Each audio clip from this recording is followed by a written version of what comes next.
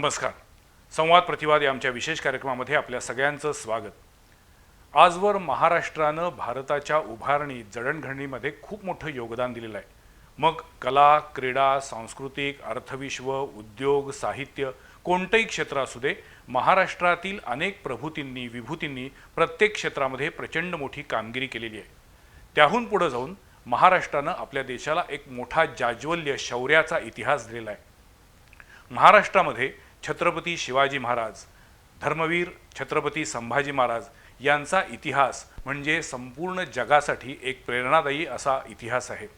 आणि याच छत्रपती शिवाजी महाराजांच्या इतिहासावरती किंवा छत्रपती संभाजी महाराजांच्या इतिहासावरती सातत्यानं मनापासून काम करणारे आणि कलेच्या माध्यमातून हा इतिहास लोकांपर्यंत पोहोचवणारे, जगासमोर आणणारे डॉक्टर अमोल कोल्हे. डॉक्टर अमोल कोल्हे म्हटल्यानंतर आजवरची त्यांची टी व्हीवरची वेगवेगळ्या भूमिकांची, वेगवेगळ्या मालिकांची आपल्याला आठवण होतेच. पण त्याचबरोबर आता कोल्हापुरामध्ये जो संभाजी महाराजांचा धगधगता इतिहास उलगडून दाखवणारं महानाट्य होणार आहे ते सुद्धा आपल्या डोळ्यासमोर येतं. आणि या अनुषंगानंच आज मला पुन्हा एकदा डॉक्टर अमोल कोल्हे यांच्याशी बोलायचे आणि या महानाट्याबद्दल जाणून घ्यायचे. त्यासाठी मी आमच्या स्टुडिओमध्ये स्वागत करतो डॉक्टर अमोल कोल्हे यांचं. जय शिवराय. मी आत्तापर्यंतच्या या माझ्या सगळ्या इंट्रोडक्शनमध्ये खासदार डॉक्टर अमोल कोल्हे असं म्हटलेलं नाही आहे, कारण अमोल कोल्हे हे एक कलाकार म्हणून आपल्या समोर या महानाट्याच्या रूपातून आलेले आहेत. अर्थात संसदेतली त्यांची कामगिरीसुद्धा तितकीच मोठी आहे. संसदरत्न असा त्यांना पुरस्कार मिळाला आहे, त्यामुळे सुरुवातीलाच त्यांचं अभिनंदन. मला पहिला प्रश्न हाच आहे की मुळात हे नाटक यापूर्वीसुद्धा कोल्हापुरामध्ये आपण सादर केलेलं होतं. आता कोरोनाच्या प्रदीर्घ कालावधीनंतर पुन्हा एकदा 6 दिवस म्हणजे 7 एप्रिल ते 12 एप्रिल या कालावधीमध्ये आपण शिवपुत्र संभाजी हे महानाट्य सादर करत आहात. त्यावेळेच्या पहिल्या प्रयोगांमध्ये आणि आत्ताच्या प्रयोगांमध्ये काही बदल केलेले आहेत का? नक्कीच बरेच बदल झालेले आहेत. कारण जसं आपण म्हणालात की 7 एप्रिल ते 12 एप्रिल तपोवन मैदानामध्ये महानाट्याचे प्रयोग हे साकारणार आहेत. म्हणजे मुळात मैदानाचा बदल हा त्याची भव्यता किंवा त्याची व्याप्ती ही जी वाढलेली आहे कोविडच्या काळानंतर, त्यासाठी खरं तर हा बदल अत्यावश्यक होता. आणि सेट पूर्णपणे नवीन आहे. म्हणजे आता आणखी भव्य झालेलं आहे महानाट्य. 2015च्या डिसेंबर महिन्यामध्ये मला वाटतं आपण कोल्हापुरात या महानाट्याचे प्रयोग केले होते आणि कोल्हापूर रसिकांनी भरभरून त्याला प्रतिसाद दिला होता. आणि त्यानंतर आता पूर्ण रेकॉर्डिंग नवीन आहे, कलाकारांची एक फौज पूर्ण नवीन आहे. रेकॉर्डिंग म्हणजे त्याचं ध्वनिमुद्रण, ध्वनिमुद्रण जे आहे, संवाद असतील, बॅकग्राऊंड म्युझिक असेल, हे नवीन आहे. अच्छा. त्यानंतर स्वराज्य रक्षक संभाजी या मालिकेतले जे कलाकार आहेत, ओके, त्यातले येसुबाई महाराणी साहेबांच्या भूमिकेमध्ये प्राजक्ता गायकवाड या महानाट्यात काम करतात. औरंगजेबाच्या भूमिकेमध्ये डॉक्टर गिरीश ओक स्वतः काम करतात. अनाजी पंतांची भूमिका ज्यांनी मालिकेत केली होती ते महेश कोकाटेच पुन्हा महानाट्यामध्ये काम करतात. अजय तापकिरे, विश्वजित पडते, रमेश रोकडे ही सगळी कलावंतांची मांदियाळी या महानाट्यात बघायला मिळेल. आणि सेट असेल, लाईट्स असतील, हे एक वेगळं आकर्षण हे नक्कीच मायबाप प्रेक्षकांना आणि विशेषतः शिवशंभू प्रेमी सर्वांना हे सुखावणारं असेल. आपण या विषयावरती एक टी व्हीवरती मालिका पण केली होती, छत्रपती संभाजी महाराजांचा इतिहास उलगडून दाखवणारी. या नाटकाचा त्या मालिकेवर प्रभाव होता की त्या मालिकेचा आत्ताच्या या महानाट्यावर प्रभाव आहे? या दोन्हीमध्ये चारूजी एक कॉमन लाईन आहे, ती म्हणजे एक सातत्यानं एक खंत होती मनात. ती म्हणजे स्वराज्याच्या धाकल्या धनांचा छत्रपती संभाजी महाराजांचा जो जाज्वल्य इतिहास आहे हा अनेक वर्ष दडपला गेला होता, हा अनेक वर्ष दाबला गेला होता. आजही आपण बघत असू तर CBSE असेल, ICSE असेल, या अभ्यासक्रमांमध्ये आपली मुलं शिकतात, पण त्यांना आपल्याच धाकल्या धन्यांचा इतिहास ठाऊक नाही किंवा त्यांना तो शिकवला जात नाही तेवढ्या व्यापक पद्धतीनं. पण हा इतिहास पोचला पाहिजे ही भावना ही मालिकेतही होती, ही आधी शंभूराजे नाटक करत होतो त्याही वेळी होती आणि आता शिवपुत्र संभाजी महानाट्य करतो याही वेळी आहे. म्हणून तर मी सुरुवातीला म्हटलं की डॉक्टर अमोल कोल्हे यांचं जीवित कार्यच असं आहे जणू की हा संपूर्ण आपला जो महाराष्ट्राचा तेजस्वी इतिहास आहे तो लोकांपर्यंत, जनतेपर्यंत, जगापर्यंत पोहोचवणं. आणि हे काम सातत्यानं करणं इतकं सोपं नाही आहे. माध्यम कुठलेही असू दे, दूरचित्रवाणी असू दे किंवा आपला छोटा पडदा असू दे किंवा मोठा पडदा असू दे. म्हणजे आता काही दिवसांपूर्वीच अमोल कोल्हेंनी जो गरुड भरारी हा चित्रपट आणलेला होता त्याच्यातूनही सातत्यानं छत्रपती शिवाजी महाराजांचा, छत्रपती संभाजी महाराजांचा इतिहास जगासमोर यावा यासाठी जी तुमची धडपड आहे त्याला सलाम. थँक्यू. कारण ही गरज आहे असं मला वाटतं. कारण असं म्हणतात की जो समाज इतिहास विसरतो त्याला भविष्य असत नाही, हो. पण त्याही पलीकडे जाऊन इतिहासातली नेमकी कोणती मूल्य घ्यायची. म्हणजे आपण सगळ्यांनी लहानपणी शालेय अभ्यासक्रमामध्ये इतिहासाचा अभ्यास नक्की केलाय, पण आपल्यातल्या अनेकांनी इतिहासाच्या पहिल्या पानावरची जी प्रस्तावना असते त्या पुस्तकातली, ती अनेक जण विसरतो असं आपल्याला वाटतं. आणि त्यामुळे त्या इतिहासातून जी योग्य प्रेरणा आहे ती योग्य प्रेरणा घेऊन त्यातल्या काही जर त्रुटी असतील तर त्या त्रुटी टाळून राष्ट्र उभारणीच्या दृष्टीनं, समाजाच्या स्वास्थ्याच्या दृष्टीनं एक संस्कार हा नकळत इतिहास करत असतो. आणि त्यामुळे त्या इतिहासातल्या योग्य प्रेरणा, तो योग्य इतिहास हा पुढच्या पिढीपर्यंत पोहोचणं तितकंच गरजेचं असतं. शिवपुत्र संभाजी या महानाट्याचे लेखक दिग्दर्शक महेंद्र महाडिक आहेत. मुळात या महानाट्याची संकल्पना कोणाची? लेखक म्हणून त्यांनी महानाट्य लिहिलं आणि मग ते डॉक्टर अमोल कोल्हेंकडे आले, की डॉक्टर अमोल कोल्हेंच्या मनात असं काही महानाट्य तयार करण्याची उर्मी होती आणि त्यांनी महाडिक यांना हे महानाट्य लिहिण्यासाठी प्रेरणा दिली किंवा उर्मी दिली? नाही, हे महेंद्र महाडिक यांनी स्वतः आधी महानाट्य लिहिलं, त्यानंतर ओके. त्यांनी मला अनेक वेळा अप्रोच केलं आणि यामध्ये फार मोठं खरं तर क्रेडिट हे रवी काकांचं, रवी काका पटवर्धनांचं, ओके. स्वर्गीय रवी पटवर्धन सरांचं. कारण ते आणि मी एक मालिका सोबत करत होतो आणि त्यावेळी त्यांनी हा आग्रह धरला बर. की तू एकदा हा प्रकार समजून घ्यावा. मुळात होतं असं की तुम्ही मेनस्ट्रीम मध्ये जेव्हा काम करता तेव्हा महानाट्य हे तसं पाहिलं तर रंगमंचावरचं नाटक असेल किंवा प्रोसेनियम आर्च मधलं आपलं नाट्यगृहातलं नाटक असेल, दैनंदिन मालिका असतील आणि चित्रपट असतील, हे सगळं एका बाजूला राहतं आणि महानाट्य हा पूर्णपणे एक वेगळा प्रांत हो. असा तो झाला. वेगळा फॉर्मॅट आहे तो. त्यामुळे मला ॲब्सोल्युटली याच्याविषयी कल्पना नव्हती की हे काय असतं, कसं असतं. त्यामुळे रवी काकांनी अधिक मला खूप इन्सिस्ट केलं. त्यावेळी आधी रवी पटवर्धन हे औरंगजेबाची भूमिका करायचे ओके. आणि त्यावेळी त्यांनी मला सांगितलं एकदा करून पाहायला काय हरकत. आणि जेव्हा ते केल्यानंतर त्याची व्याप्ती जेव्हा लक्षात आली आणि मी असं प्रामाणिकपणे कबूल करेल की याचं फार मोठं श्रेय, ज्या प्रयोगांचा आपण उल्लेख केला कोल्हापुरातल्या, या प्रयोगांना फार मोठं श्रेय जातं. बर. कारण या प्रयोगांनंतर जो एक प्रचंड आत्मविश्वास तयार झाला, कारण तोपर्यंतचे जवळपास सगळे प्रयोग हे कॅनव्हासिंग शोज आपण म्हणतो किंवा कोणीतरी राजकीय व्यक्ती असेल किंवा कोणीतरी माध्यम समूह असेल यांनी आयोजित केलेले असे प्रयोग होते. अच्छा. परंतु कोल्हापुरातला जो 2015 सालचा प्रयोग होता हा तिकीट घेऊन येणाऱ्या प्रेक्षकांसाठी केलेला प्रयोग होता आणि त्याने जो एक प्रचंड आत्मविश्वास दिला. त्यानंतर जवळपास 200 प्रयोग या महानाट्याचे झालेत. बर. आणि कोल्हापुरातल्या मला आठवतं कोल्हापुरातले प्रयोग संपले आणि कोल्हापुरातल्या प्रयोगांनंतर जगदंब क्रिएशन्सची निर्मिती झाली. पण मग कोल्हापुरात ज्यावेळी पहिल्यांदा 2015 मध्ये शिवपुत्र संभाजी महानाट्य सादर झालं होतं त्यावेळेला निर्माती तुम्ही नव्हतात? त्यावेळी निर्माता मी नव्हतो. बर. म्हणजे त्यावेळी फक्त आयोजकाच्या भूमिकेत खरं तर आम्ही जगदंब क्रिएशन्सची जी टीम होती ही आयोजकाच्या भूमिकेत होती. आजही आम्ही याचे प्रेझेंटर आहोत. बर. कारण शंभू छत्रपती प्रोडक्शन जे आहे महेंद्र वसंतराव महाडिकांचं, ते याचे मूळ निर्माते आहेत. ओके. आणि जगदंब क्रिएशन्स हे याचे प्रस्तुत करते आहेत. ओके.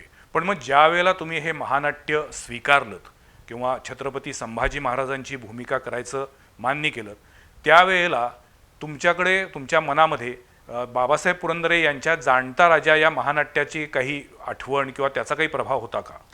एक मी चांगली गोष्ट असं म्हणेन की जाणता राजा हे अत्यंत गाजलेलं महानाट्य आहे शिवशाहीर बाबासाहेब पुरंदरेंचं. पण मी एकदाही जाणता राजा पाहिलेलं नाही. अजून काय सांगता? मी अजून एकदाही जाणता राजा पाहिलं नाही आणि मला वाटतं याचा एक खूप मोठा फायदा झाला.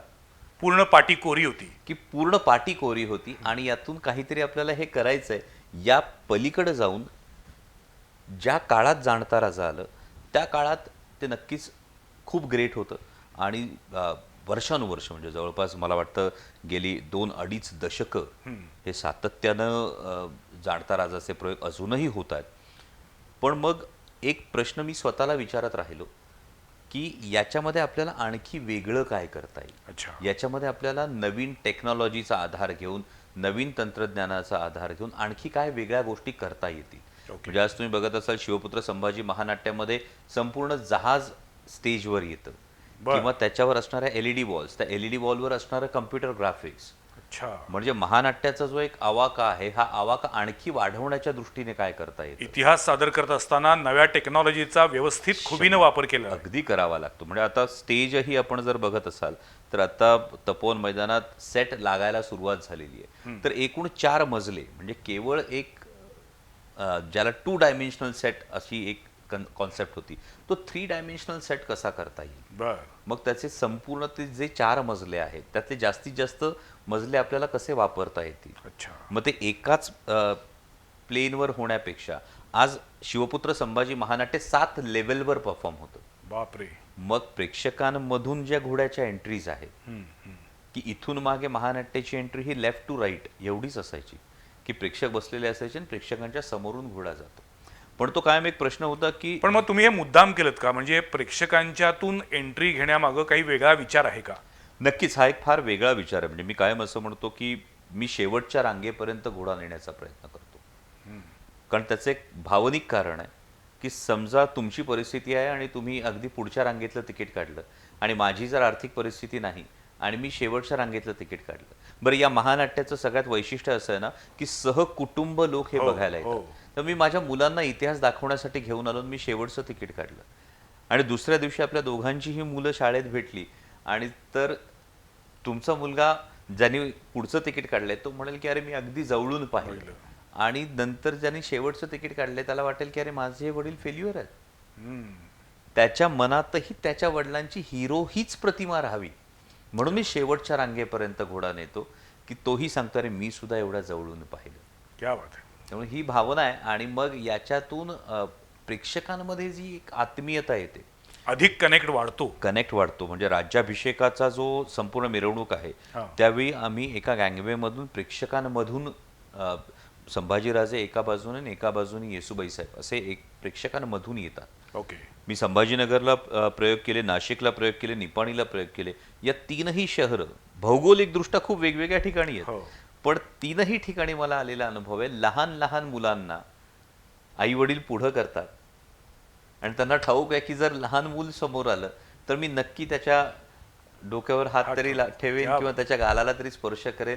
पण ही भावना 350 वर्ष होऊन गेली, आजही ती भावना जागृत असणं. आणि तो स्पर्श डॉक्टर अमोल कोल्हेंचा नसतो, तर तो संभाजी महाराज म्हणून त्यांनी स्पर्श करावा ही त्या आई वडिलांच्या मनातली भावना असते.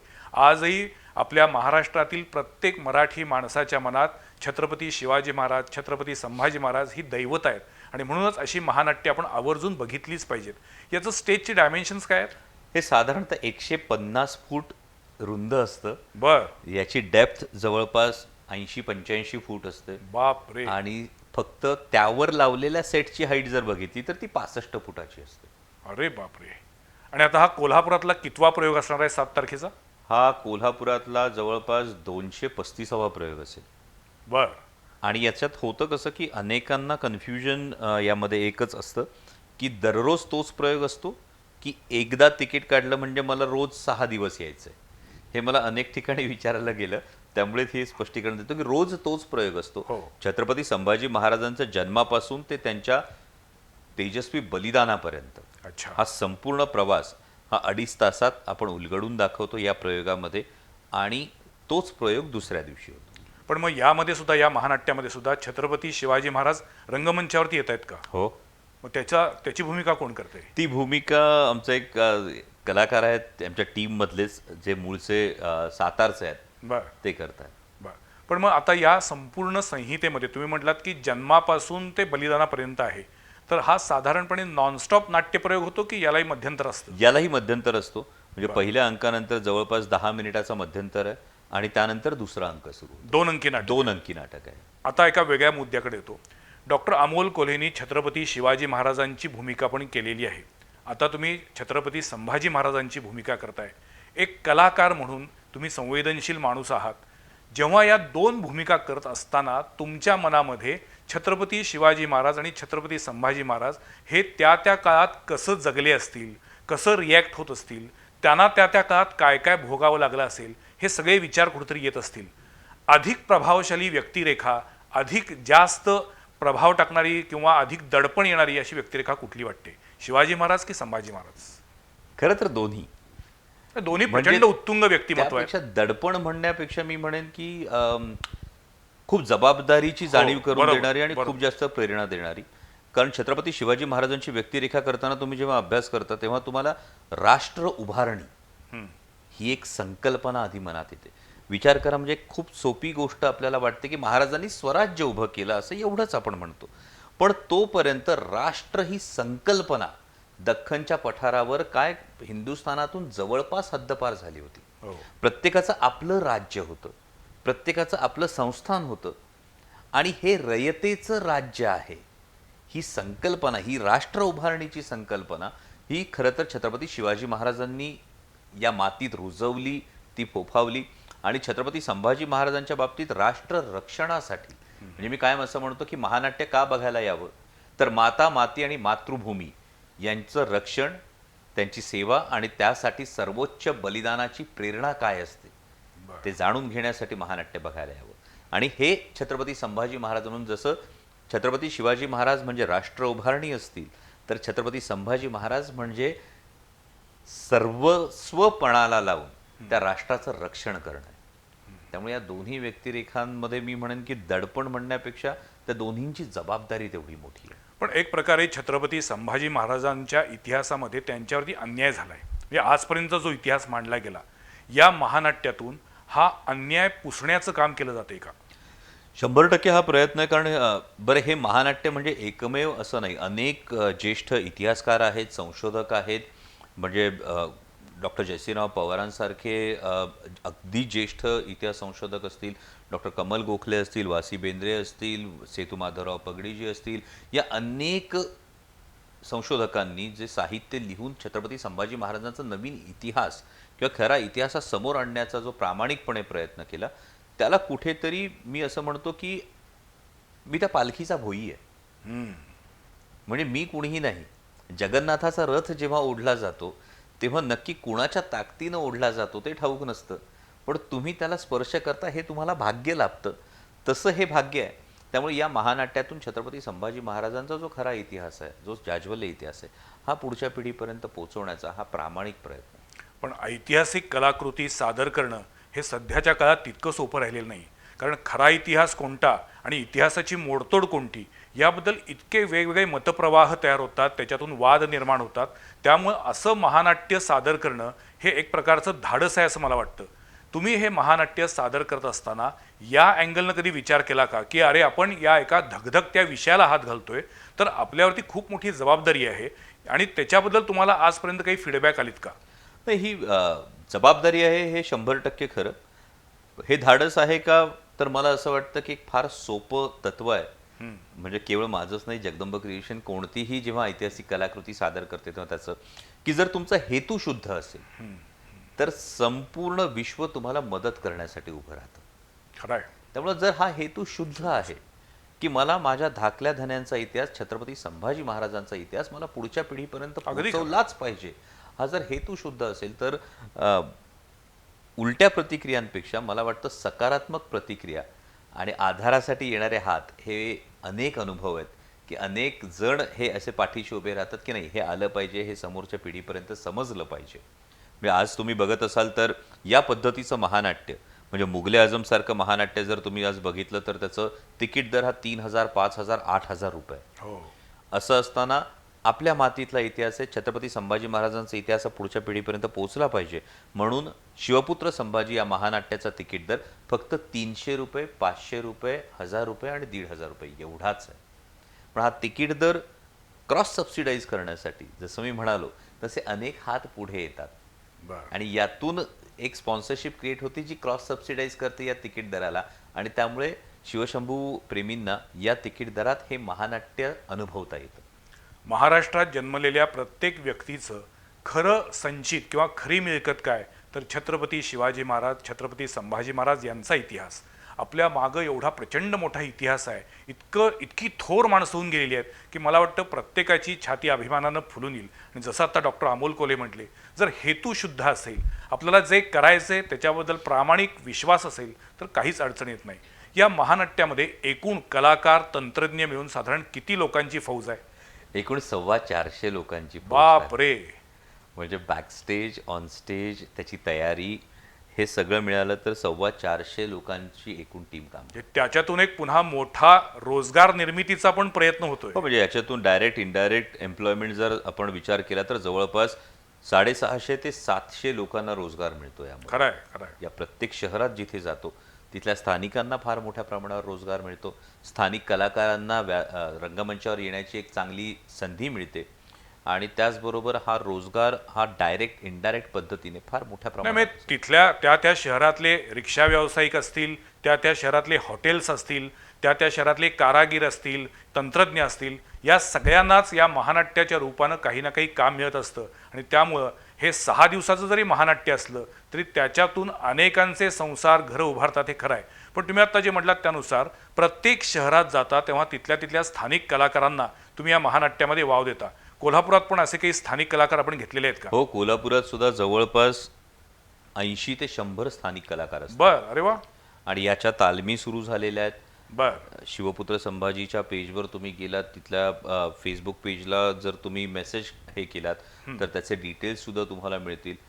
अ, माध्यमांमधून सुद्धा आपण याच्या ज्या संपर्क क्रमांक जे आहेत त्या संपर्क क्रमांकही आपण देत आहोत की ज्यांना यामध्ये सहभागी व्हायचं असेल ओके. त्यांना नक्कीच यामध्ये सहभागी होण्याची संधी आहे. त्यामुळे जवळपास 80 ते 100 कलाकार हे कोल्हापुरातले स्थानिक कलावंत असतील. पण मग या नाटकासाठी जे आपण रेकॉर्डिंग केलेलं आहे, म्हणजे त्याचं जे संपूर्ण ध्वनिमुद्रण झालेलं आहे, त्याच्यामध्ये जे जे आर्टिस्ट रंगमंचावरती आहेत, प्रमुख कलाकार, त्यांचाच आवाज वापरलाय की काही दुसरे कलाकार पण आहेत डबिंगसाठी? हो, सगळे जे प्रमुख कलाकार आहेत त्यांचा तर आवाज आहे. जे मी सगळे ज्याला आपण सेलिब्रिटी कलाकार म्हणतो, या प्रत्येकाचा स्वतःचा आवाज आहे. बरं. आणि त्याही पलीकडे डबिंगसाठी जे काही वेगळे चांगले आर्टिस्ट आहेत त्यांचेही आवाज याच्यामध्ये आहेत. याला पार्श्वसंगीत कोणी दिले? याला पार्श्वसंगीत सत्यजित रानडेने दिलेलं आहे. बर. आणि मुळात ज्या वेळेला हे महानाट्य सुरू करायची संकल्पना आली त्यावेळी किती महिन्यांचा, किती दिवसांची तयारी करावी लागली सगळ्याशी? ही सुरुवात जवळपास 1.5-2 महिने याची आधी तयारी सुरू होती, पण याचा पहिला प्रयोग झाला तर 2012 मध्ये पहिला प्रयोग झाला. बर. पण त्यानंतर ज्याला आपण नाटकाचा प्रयोग म्हणतो त्याही पद्धतीनं महानाट्याचा हा प्रयोग आहे. हो. त्यामुळे या प्रत्येक प्रयोगागणिक काही गोष्टी इम्प्रूव्ह करत गेलो आणि त्यानुसार आत्ता जे संपूर्ण जे स्वरूप दिसतंय हे स्वरूप तयार व्हायला म्हणजे सेट हा पूर्णपणे नवीन आहे. अच्छा. म्हणजे जो तुम्ही 2015 साली पाहिला असेल तो सेट आत्ता जो सेट असेल त्याच्या जवळपास 1/3 सेट आहे. अरे बापरे. आज या आत्ताचा सेट त्यावेळेपेक्षा तिप्पट आहे थोडक्यात. फक्त तुम्ही लाईटचा जर विचार केला तर सर्वसाधारणपणे जर तुम्ही केशवराव भोसले नाट्यगृहामध्ये जेव्हा प्रयोग बघायला जाता तेव्हा 10-15 पार लाईट्स, 2-3 स्पेशल लाईट्स ही रिक्वायरमेंट नॉर्मली असते. काही स्पॉट्स असतात. पण महानाट्यामध्ये जर तुम्ही आलात तर जवळपास 150 पार लाईट्स आहेत. बापरे. 200 हे स्पेशल LED लाईट्स आहेत. तर या सगळ्या ग्रँजरचा अनुभव हा मायबाप प्रेक्षकांना घेत आहे. डॉक्टर अमोल कोल्हेंना एकीकडं संसदेत पण काम करायचं असतं, आपल्या शिरूर लोकसभा मतदारसंघातील प्रत्येक नागरिकाची मतदाराच्या अपेक्षा पूर्ण करायच्या असतात. दुसरीकडं तुम्हाला दूरचित्रवाणी, छोट्या पडद्यावरती तुमचं काम चालू असतं, चित्रपट निर्मिती सुरू असते, चित्रपटात काम करतात. या सगळ्यातनं मी आवर्जून या महानाट्यासाठी वेळ काढणार, वर्षातले काही दिवस देणार, असं काही ठरवलेत मनात? काही दिवस असं नाही, पण मला असं वाटतं की बाकी जेवढ्या जबाबदाऱ्या आहेत, म्हणजे जेव्हा तुम्ही संसदेमध्ये काही लाख लोकांचं प्रतिनिधित्व करता, मी काय असं म्हणतो की छत्रपती शिवाजी महाराज, छत्रपती संभाजी महाराज समजून घेताना तुम्हाला आसक्ती आणि विरक्ती या 2 गोष्टींचा समन्वय कायम करावा लागतो. आणि त्यामुळे एक गोष्ट माझ्या मनात ही पक्की आहे की छत्रपती शिवाजी महाराज, छत्रपती संभाजी महाराज साकारणं एका बाजूला आणि लोकप्रतिनिधी म्हणून काम करणं एका बाजूला, कोणतंही पद असेल ते 5 वर्षांनी संपणार आहे. पण या व्यक्तिरेखा जर मी पुढच्या पिढीपर्यंत पोहोचवू शकलो तर हा इतिहास चिरंतन टिकणार आहे. आणि मला वाटतं गळ्यात कवड्यांची माळ असण्या इतकं मोठं पद क्या बात आहे. हे जगात माझ्यासाठी दुसरं कुठलंच नाही, हे भाग्य आहे. त्यामुळे यासाठी ठराविक एवढाच वेळ असतो का असं नाही, पण साधारणतः एकूण 8 महिने हे असतात की ऑक्टोबरपासून याचा सीझन सुरू होतो नाटकाचा? नाटकाचा, महानाट्याचा, कारण पावसाळ्यात त्याचा प्रयोग होऊ शकत नाही. ऑक्टोबर ते मे हा साधारणतः याचा संपूर्ण सीझन असतो. परीक्षांच्या कालावधीमध्ये अगदी 10वी-12वीच्या परीक्षा असतात, तिथे कधी कधी प्रयोग होत नाही एखादा महिना. आता या परिस्थितीचा जर विचार केला तर कोल्हापुरात मी परत कधी येईन, तर मी हे ठामपणे सांगू शकतो की मी आता 2023च्या नोव्हेंबर-डिसेंबर शिवाय मला पुन्हा यायचा पण विचार करता येणार नाही. बर, हे इतकं सगळं पुढचं शेड्यूल ठरलेलं आहे. पॅक असतं. ओके. कारण तुमचं ग्राउंड बुक करण्यापासून या सगळ्या गोष्टी असतात आणि त्यामुळे साधारणतः 15 दिवस ही संपूर्ण महानाट्याची तयारी असते. 10 दिवस आधी तयारी, नंतर 6 दिवस प्रयोग अच्छा. आणि मग बाकी जबाबदाऱ्या. हे शिवपुत्र संभाजी महानाट्य प्रत्यक्ष तुम्ही रंगमंचावरती आणल्यापासून आता तुम्ही साधारणपणे 230वा प्रयोग करणार म्हणताय. या सगळ्या प्रवासातला सगळ्यात संस्मरणीय प्रयोग आणि संस्मरणीय शहर कुठलं? सगळीच खरं तर संस्मरणीय प्रयोग आहेत. म्हणजे अगदी सोलापूर असेल, आत्ता परवा निपाणीला केलेला प्रयोग असेल, किंवा छत्रपती संभाजीनगरमध्ये प्रत्येक वेळी जेव्हा प्रयोग होतो तो प्रयोग असेल. पण माझ्यासाठी एक स्पेशल, मी जी सुरुवातीलाच गोष्ट सांगितली की कोल्हापूरची एक खास जागा आहे. कारण मुळात स्वराज्य रक्षक संभाजी ही मालिका आली. ती मालिका करण्यासाठी जगदंब क्रिएशन्स या निर्मिती संस्थेची निर्मिती होणं गरजेचं होतं आणि ती निर्मिती खरं तर कोल्हापुरामुळे झाली. आणि त्यामुळे कोल्हापुरात 2015 साली केलेले प्रयोग मला वाटतं हे माझ्यासाठी सगळ्यात जास्त संस्मरणीय. अभिनयाच्या वेगवेगळ्या शैली आहेत. असं म्हणायचे पूर्वीच्या काळी की एखादी भूमिका घेतल्यानंतर नट किंवा कलाकार त्या भूमिकेत शिरायचा किंवा शिरतो आणि मग त्याच्यातून तो प्रयोग संपल्यानंतर बाहेर येताना सुद्धा बराच वेळ लागायचा. तुमच्या बाबतीत असं खरोखर कधी होतं का की जेव्हा तुम्ही ते सगळे दागिने, तो सगळा पेहराव करता छत्रपती शिवाजी महाराजांचा, संभाजी महाराजांचा, तेव्हा खासदार अमोल कोल्हे बाजूला पडतो आणि तिथे एक आपण छत्रपती शिवाजी महाराज आहोत किंवा संभाजी महाराज आहोत याची काही वेगळी प्रोसेस सुरू होती का आतनं? असं विचार सुद्धा करता येत नाही, कारण त्यांच्या नखाची सुद्धा आपल्याला सर नाही, ही पहिली वा, गोष्ट. कुठेही सापडत नाही तर. आणि ते करताना एक फार महत्त्वाची बाब असते की मी जेव्हाही या व्यक्तिरेखा करतो तेव्हा मी डोक्यावर जिरेटोप घालण्याआधी त्या जिरेटोपाला आणि गळ्यात कवड्यांची माळ घालताना त्या कवड्यांच्या माळेला आधी नमस्कार करतो आणि मी त्या एकच प्रार्थना करतो छत्रपतींना की हा तुमचा इतिहास सांगण्याचा प्रयत्न करतोय, तुमचे आशीर्वाद असू द्या. त्यामुळे आपल्याला नखाचीही सर नाहीये, आपण केवळ हे रूप साकारतो आणि ते आपल्याला प्रामाणिकपणे साकारायचं आहे, ही एवढीच भावना असते. आणि त्यामुळे हा जो स्विच ऑन होणं असतं, हे स्विच ऑन एका जबाबदारीच्या भावनेतून असतं आणि जो स्विच ऑफ असतो तो स्विच ऑफ खूप वेळ लागतो या गोष्टीमध्ये बाहेर यायला, असं नाही होत. म्हणजे तुम्ही प्रयोग संपल्यानंतर साधारणतः 10व्या मिनिटानंतर आपण इतक्याच शांतपणे बोलू शकतो. नाही, ह्या प्रश्नाला एक दुसरी बाजू पण आहे. व्हाईस वर्सा मी अशासाठी हा प्रश्न विचारला होता की जेव्हा तुम्ही खासदार म्हणून काम करता त्यावेळेला महाराजांनी जी जबाबदारी घेतलेली होती, महाराजांनी रयतेची ज्या पद्धतीनं काळजी घेतली होती त्या पद्धतीनं मला किमान त्यांना खाली मान घालावी लागणार नाही असं काम मला लोकप्रतिनिधी म्हणून, खासदार म्हणून करायचे, ही भावना मनात कुठेतरी जिवंत असते का? ती 100% तुम्हाला ठेवावी लागते. आणि ती केवळ अभिनेता म्हणून नाही, तर जेव्हा तुम्ही स्वतःला शिवभक्त म्हणवता, जेव्हा तुम्ही छत्रपती शिवाजी महाराजांचा जय जयकार करता, तेव्हा नकळत प्रत्येक शिवभक्तावर ती जबाबदारी असते. आणि जेव्हा संसदेमध्ये काम करत असतो, खासदार म्हणून काम करत असतो, वेगवेगळ्या प्रोजेक्ट्स किंवा पॉलिसी मेकिंगच्या संदर्भात हा विचार करत असतो, तर या गोष्टींचं कायम भान ठेवावं लागतं. आणि मला वाटतं की हे भान ठेवलं तर सगळं शाश्वत आहे. खरं आहे. नेता, अभिनेता की डॉक्टर, स्वतःची ओळख काय असावी असं वाटतं? शिवभक्त. कारण मला वाटतं ही ओळख सगळ्यात मोठी आहे. म्हणजे डॉक्टर असणं, अभिनेता असणं, नेता असणं, हे सगळं एका पारड्यात. आणि जसं मी म्हणालो की एक शिवभक्त असणं आणि गळ्यात कवड्यांची माळ घालण्याची संधी मिळणारा शिवभक्त असणं, हे फार वेगळ्या गोष्टी आहेत. ही तुमची भावना अत्यंत खरी आहे, सच्ची आहे. पण त्याचबरोबर एका कसदार अभिनेत्याला कायम वेगवेगळ्या वैविध्यपूर्ण भूमिका हव्या असतात.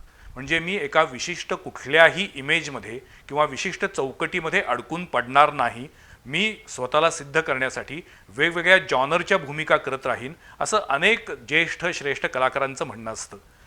अमोल कोल्हेमधल्या कलाकारांना असं वाटत नाही का की मला वेगवेगळ्या पद्धतीच्या भूमिका कराव्या लागतील, पण मी एका ह्या चौकटीतच अडकून पडेल, आणि जेव्हा तुम्ही एखादी नथुराम गोडसेसारखी भूमिका करायला जाता तेव्हा पुन्हा नवीन वाद उद्भवतो, आणि म्हणून मग अमोल कोल्हे पुन्हा ठरलेल्या त्यांच्या ऐतिहासिक बाजाच्या भूमिकेतच रमतात, असं काही आहे का?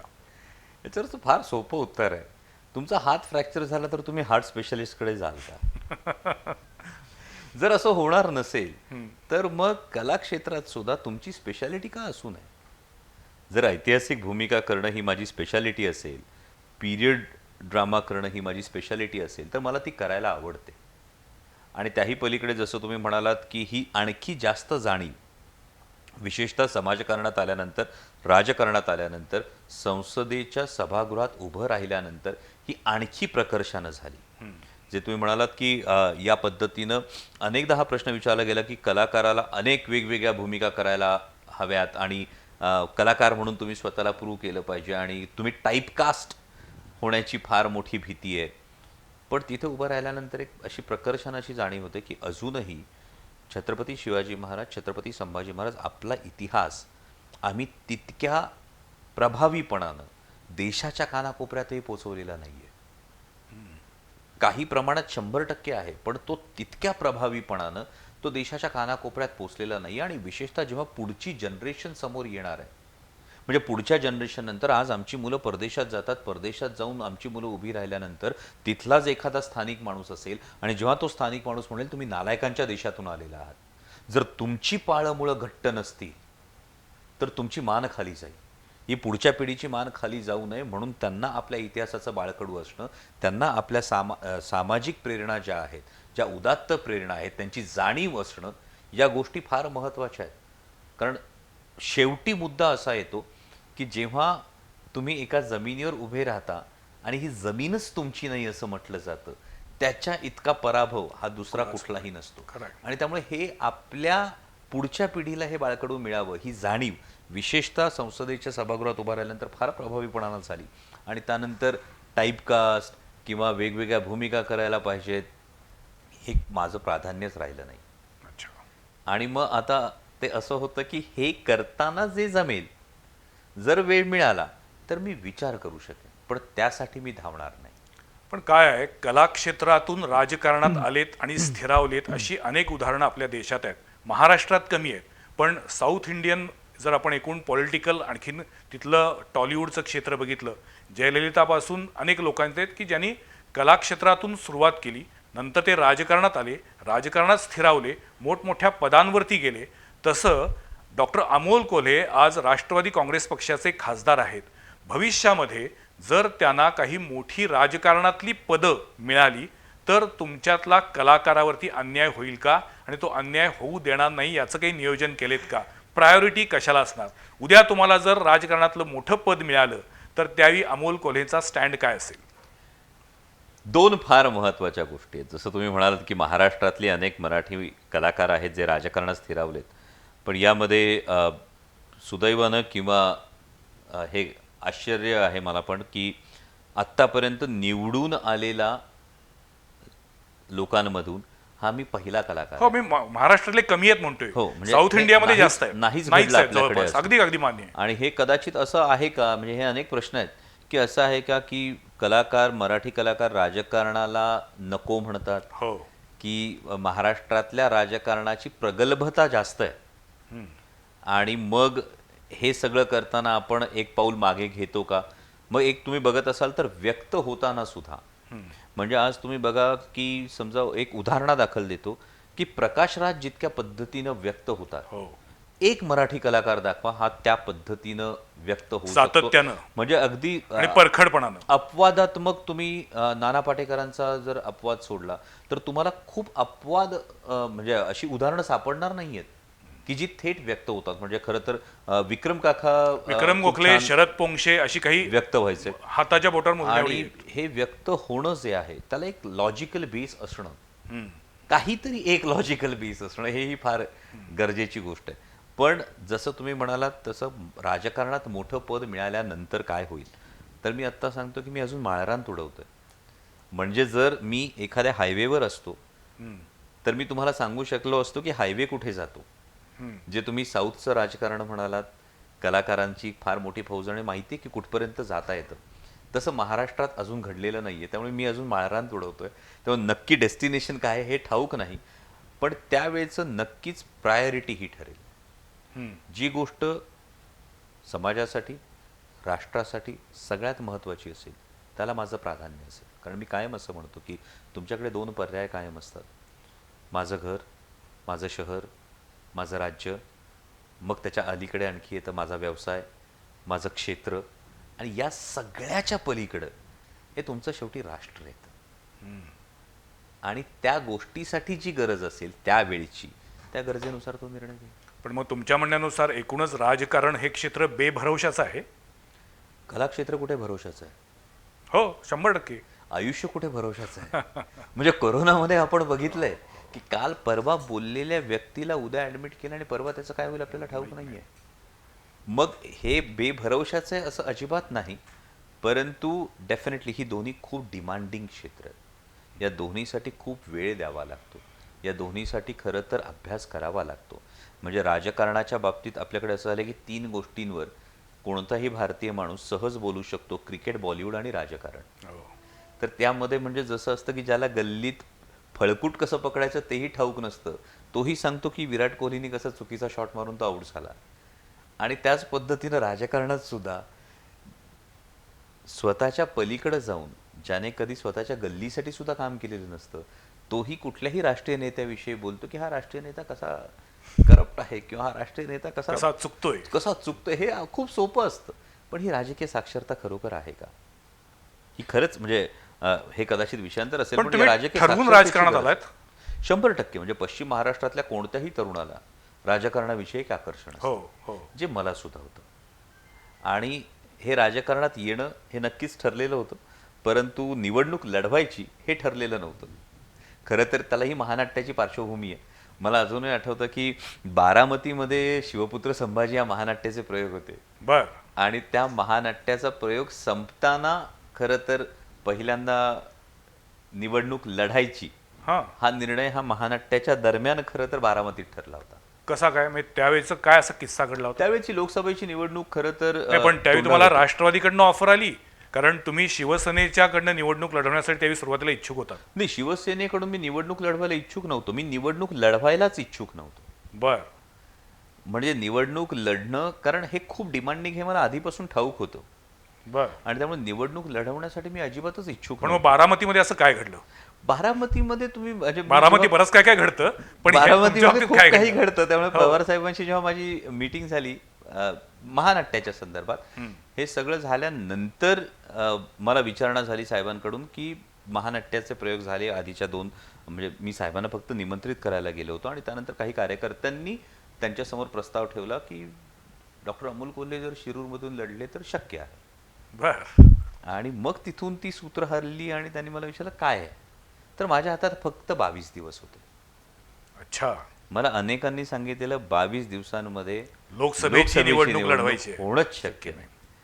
आणि मी जेव्हा चर्चा केली, माझ्या मिसेसशी चर्चा केली, घरच्यांशी चर्चा केली, तेव्हा असं होतं की ठीक आहे, 22 दिवस एखादा प्रोजेक्ट आपण करतो. मी जे आसक्ती विरक्ती म्हणालो ते इतकं सोपं आहे की 22 दिवस आपण एखादा प्रोजेक्ट करतो आणि एखादा सिनेमा फ्लॉप होतो, तर आपण दुसरा सिनेमा करायला सुरुवात करतो. ठीक आहे, 22 दिवस आपण, एक संधी आलेली आहे, एक विचारणा झालेली आहे, करून बघायला काय हरकत आहे. हे वाईट आहे म्हणून टाळून द्यायचं आणि मग कुठेतरी आयुष्याच्या संध्याकाळी सोशल मीडियावर किंवा नंतर नातवंडांमध्ये बसून सांगायचं की एका फार मोठ्या नेत्यांनी मला विचारलं होतं आणि मी कसा नाही म्हणालो. त्यापेक्षा करून बघू, शिकू, समजून घेऊ. आणि आम्ही तो निर्णय घेतला निवडणूक लढण्याचा. इंटरेस्टिंग गोष्ट अशी आहे चारुजी की ज्या दिवशी निकाल होता ना, त्याच्या आदल्या रात्री मी शूटिंग करत होतो. मी रात्री 2 वाजेपर्यंत शूटिंग केलं. बाप रे. बर. त्यानंतर मी सकाळी येऊन एका हॉटेलला थांबलो पुण्यात, आणि एका बाजूला बालेवाडी स्टेडियम जिथे मतमोजणी सुरू होती आणि पलीकडे जायचं मुंबई. तर मी माझे जे मित्र आहेत अगदी जवळचे, डॉक्टर घनश्याम, त्यांना सांगितलं की मी आता झोपतो, साधारणतः 9 वाजता मतमोजणी सुरू होईल, तर 11-11:30 पर्यंत कल साधारण लक्षात येईल. जर पॉझिटिव्ह असेल तर इथून बालेवाडीला जायचं आहे आणि जर निगेटिव्ह असेल तर सेटवर फोन करून सांगा शूटिंग लावा. बापरे. हे इतकं सोपं गणित ठेवावं असं मला वाटतं. म्हणजे आजही मी आत्ता येताना तुम्ही पाहिलं असेल कोणताही प्रोटोकॉल नाही. नाही हो, ना बाउन्सर, ना पोलिसांचा फौजफाटा, ना कुठं स्वतःविषयी उगीच स्वतःच ग्लोरीफाय करायचं. अत्यंत साध्या पद्धतीनं साधं राहणीमान म्हणजे डॉक्टर अमोल हे कोल्हे मी आणि खासदार अमोल कोल्हे. हे मी काही करत नाही. मी बिझनेस क्लासने प्रवास करत नाही. बापरे. जे 36 बिझनेस क्लासचे तिकीट्स खरं तर खासदारांना कमिटी मीटिंग्स आणि पार्लमेंट सेशन करायला असतात. मी बिझनेस क्लासने प्रवासही करत नाही. अगदीच खूप थकलेला असलेला अपवाद सोडला एखाद दुसरा म्हणजे आत्तापर्यंत 4 वर्षात 1 किंवा 2 प्रसंग आले असतील, नाहीतर नाही. याचं कारण फार महत्त्वाचं आहे की पद असताना माज नको आणि पद गेल्यावर लाज नको. क्या बात आहे. ही सगळ्यात महत्त्वाची गोष्ट. त्यामुळे इतक्या तुम्ही तटस्थपणे या सगळ्या गोष्टींकडे पाहू शकला पाहिजे असं मला वाटतं. पुन्हा एकदा या महानाट्याच्याकडे येऊया आपण शेवटच्या टप्प्यात मुलाखतीच्या. मला सांगा, या महानाट्यासाठी कोल्हापुरातल्या तपोवन मैदानावरती साधारण किती लोकांची बैठक व्यवस्था केली आहे? एकूण 9,500 प्रेक्षकांची व्यवस्था आहे. रोज 9,500 प्रेक्षक हे महानाट्य बघू शकतील. रोज 9,500 प्रेक्षक हे महानाट्य बघू शकतील. बाहेर खाद्यपदार्थांचे स्टॉल्स सुद्धा तुम्हाला एरिनाच्या बाहेर आहेत. टॉयलेटची सुद्धा सुविधा ही मैदानातच आहे आणि त्यामध्ये वेगवेगळे गँगवेज आहेत. त्यामुळे एवढी मोठी प्रेक्षक संख्या असताना सुद्धा एकूण प्रेक्षकांच्या मुवमेंटच्या दृष्टीने, सेफ्टीच्या दृष्टीने या सगळ्या गोष्टींची खबरदारी घेऊन 9,500 प्रेक्षक हे बघायला येतात. ज्यावेळी 2015 मध्ये आपण नाटकाचे प्रयोग केले होते त्यावेळी प्रत्येक नाटकाच्या सुरुवातीला आरती व्हायची, महाआरती व्हायची. यावेळी सुद्धा तशी होणार आहे? याही वेळा आरती होते, अश्वपूजा होते, बरं. शस्त्रपूजा होते. ही संपूर्ण प्रोसेस होते आणि त्यानंतर महानाट्याच्या प्रयोगाला सुरुवात होते. त्याचबरोबर आपण आणखी एक महत्त्वाची गोष्ट करतो की आता कोल्हापुरामध्ये जवळपास 3 मालिकांचं चित्रीकरण सुरू आहे. तर एक दिवस या मालिकांची संपूर्ण टीम सुद्धा हे महानाट्य बघायला येणार आहे. अच्छा. त्याचबरोबर कोल्हापुरातले काही स्थानिक दिग्गज कलावंत आहेत, समाजकारणात काम करणारी मोठी माणसं आहेत, यांना एक ट्रिब्यूट म्हणून बर. जगदंब क्रिएशन्सच्या मार्फत हा त्यांचा सत्कार हा आम्ही अच्छा. रंगमंचावर करतो. क्या बात आहे. कारण कसं होतं की अनेकदा काम फार मोठं असतं पण कधी कधी ते नोटीस केलेलं नसतं. पण समाजाचा एक घटक म्हणून त्यांच्याप्रती कृतज्ञता म्हणून केवळ हे करतो आणि यानंतर प्रयोगाला सुरुवात होते. या महानाट्याबद्दल सगळ्यांच्याच मनामध्ये प्रचंड उत्सुकता आहे, आकर्षण आहे. पण विशेषतः शाळेची जी मुलं आहेत, लहान मुलं आहेत, त्यांना खूपच ह्याच्याबद्दल एक्साइटमेंट आहे. मुलांसाठी काही वेगळं आपण किंवा शाळेच्या मुलांचा ग्रुप आला तर त्यांच्यासाठी वेगळी काही आपण सोय करतो का, किंवा त्यांना काही डिस्काउंट कन्सेशन देतो नाही, का? यामध्ये कसं होतं, जर शाळेने बल्क बुकिंग केलं तर त्याला डिस्काउंट देता येतो. सरसकट शालेय विद्यार्थ्यांसाठी डिस्काउंट होत नाही. पण जर एखाद्या शाळेने हा उपक्रम घेतला की आम्हाला आमच्या संपूर्ण विद्यार्थ्यांना हे महानाट्य दाखवायचं आहे, तर ते आपण सवलतीच्या दरात त्या शाळेला ते ग्रुप बुकिंग देतो. जे नाशिकमध्ये अनेक शाळांनी केलं होतं. छत्रपती संभाजीनगरमध्ये मला तर आठवतंय जवळपास 4,500 6,500 लहान मुलं बर. ही शाळांच्या माध्यमातून प्रयोग बघायला आली होती. आणि छत्रपती संभाजीनगरमध्ये महानगरपालिकेच्या वतीनं सुद्धा महानगरपालिकेच्या शाळांच्या विद्यार्थ्यांसाठी हा एक वेगळा प्रयोग केला होता. जसा नाशिकमध्ये मला वाटतं तिथल्या जिल्हा परिषदेच्या माध्यमातून अनेक शाळांना हे सांगण्यात आलं होतं की आपल्याला हे बघायचं आहे, हे पुढच्या पिढीला दाखवायचं. आणि इंडिव्हिज्युअल शाळांनी सुद्धा हे केलं होतं. तर त्यावेळी आपण त्यांना सवलतीच्या दरात तिकीट देतो. आणि आता आपण कोल्हापुरामध्ये 7 ते 12 मार्च असे 6 प्रयोग करतोय. 7 ते 12 एप्रिल. 7 ते 12 एप्रिल. पण असं कुठं झालंय का की प्रेक्षकांच्या मागणीनुसार डिमांड शो झाले, तसं झाले? हो, प्रत्येक वेळी झालंय. म्हणजे कोल्हापुरात असं होईल असं मला वाटते म्हणून मी विचारलं. असे डिमांड शो करू शकता का आपण? हो हो, कारण छत्रपती संभाजीनगरमध्ये आम्हाला एक प्रयोग एक्स्ट्रा करायला लागला, कारण त्यावेळी आम्ही 12,500 सिटिंग कपॅसिटी होती. नाशिकमध्ये याचे 2 डिमांड शो हे झाले. बर. त्यानंतर आता 1 नंतर 2 झाले, 2 नंतर आता किती, हा कोल्हापुरातला एक कोल्हापूर मायबाप प्रेक्षकांच्या मनावर आहे. मला असं वाटतं 7 ते 12 एप्रिल या कालावधीमध्ये होणाऱ्या कोल्हापुरातील शिवपुत्र संभाजी या महानाट्याला उदंड प्रतिसाद मिळणारच. कारण कोल्हापूर ही तर शिवशंभू प्रेमींची नगरी आहे आणि कोल्हापुरामधनं जे काही सुरुवात होतं ते संपूर्ण राज्यात पसरतं.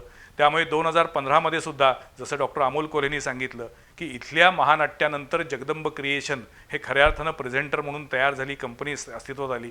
या महानाट्याच्या निमित्तानं पुन्हा एकदा डॉक्टर अमोल कोल्हे महाराष्ट्राचा जाज्वल्यशाली इतिहास आपल्यासमोर आणणार आहेत. बोलताना अत्यंत नम्रपणानं पण तितकंच ठामपणानं आपला प्रत्येक विचार मांडणारे डॉक्टर अमोल कोल्हे आणि त्यांच्या संपूर्ण टीमला या निमित्तानं मी खूप खूप शुभेच्छा देतो. आणि 6 दिवसांचेच नव्हे तर पुढं किमान आणखीन 6 डिमांड शो व्हावे अशाही त्यांना शुभेच्छा देतो.